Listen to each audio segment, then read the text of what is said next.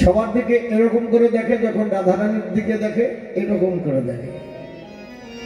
মহাজন বলছে, বাহ, নাগর তেরে তেরে হরইয়ে রাইকো বয়ান, নাগর তিরি তিরি রাইকো বয়ান, নাগর তিরি তিরি হরইয়ে রাইকো বয়ান, হরইয়ে রাইকো বয়ান, হরইয়ে রাইকো বয়ান, হরইয়ে রাইকো বয়ান, নাগর তেরে তেরে হরইয়ে রাইকো বয়ান, নাগর তিরি তিরি হরইয়ে রাইকো বয়ান। যুদ্ধে যুদ্ধে গোপী লইয়া যশোদানন্দন, যুদ্ধে যুদ্ধে গোপী লইয়া যশোদানন্দন, যুদ্ধে যুদ্ধে গোপী লইয়া যশোদানন্দন, আজ বৃন্দাবনে রাস ক্রীড়া কইল আরম্ভ, বৃন্দাবনে রাস ক্রীড়া কইল আরম্ভ,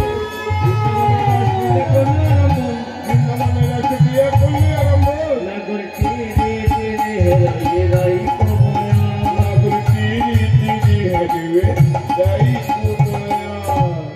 এখন রাসলীলা শুরু হয়ে গেল, রাস নৃত্য শুরু হয়ে গেল। আপনাদের সবাইকে একটু দাঁড়াইতে হবে। 6 জন করে গোপী হাত ধরে সুন্দর করে এই রাসমঞ্চটাকে ঘিরে নেবে। এর মধ্যে যারা একটু ভালো নাচতে পারো তারা 2-4 জন এখানে আসতে পারো। সবাইকে দাঁড়াতে হবে। তার মধ্যে যারা ভালো নাচতে পারো তারা 4 জন এখানে আসো। সবাই দাঁড়িয়ে পড়ো। এই জায়গাটা রাসমঞ্চ, একটু নৃত্য করতে হবে। হরে কৃষ্ণ, নৃত্য রাস শুরু হয়ে গেল। 6 জন করে গোপী হাত ধরে সুন্দর করে গোল করে নাও। হরে কৃষ্ণ। 4 জন এখানে আসো, উপরে আসো যারা ভালো নাচতে পারো। 4 জন, 4 জন আসো, 4 জন।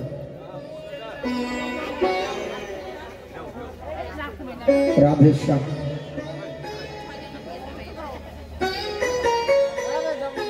তোমরা সুন্দর করে গোল করে নাও, হাত ধরে নাও। রাধেশ্যাম, সবাই সুন্দর করে গোল করে হাত ধরো। ধীরে গোল করো সুন্দর করে।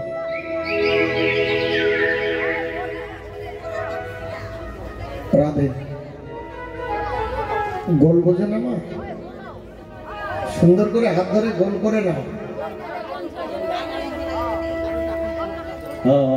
এই যে ও মা, এই যে এই মা 2 জন আসো তো, তোমরা 2 জন আসো। পিছাও কেন মা? নাচতে পারো না? আসো। লজ্জা পাইলে হবে? আসো, তোমরা 2 জন আসো। রাধে। আচ্ছা, সুন্দর করে গোল করে নাও।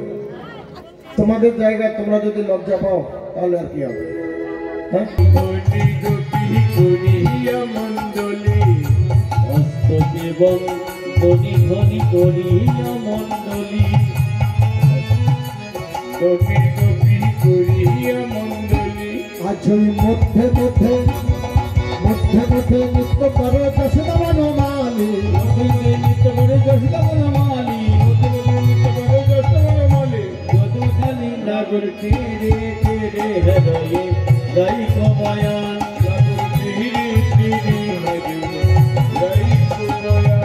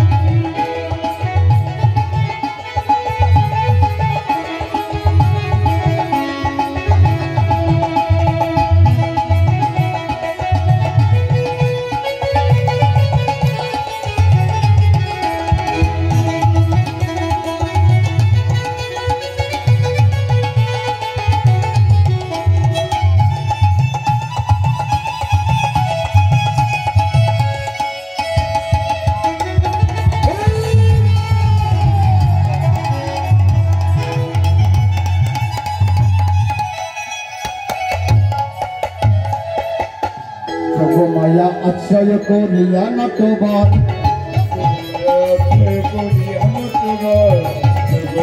আশ্রয় করিয়া নটবর নাগরীর মুখে নাগর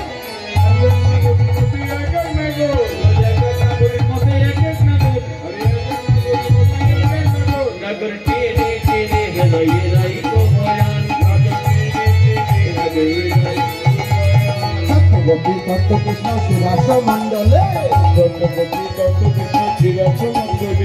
যত গোপী তত কৃষ্ণ তিরাস মণ্ডলে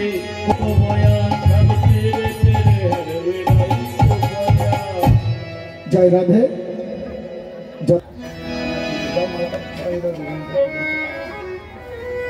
উলুধ্বনি দাও। হরি বল হরি বল।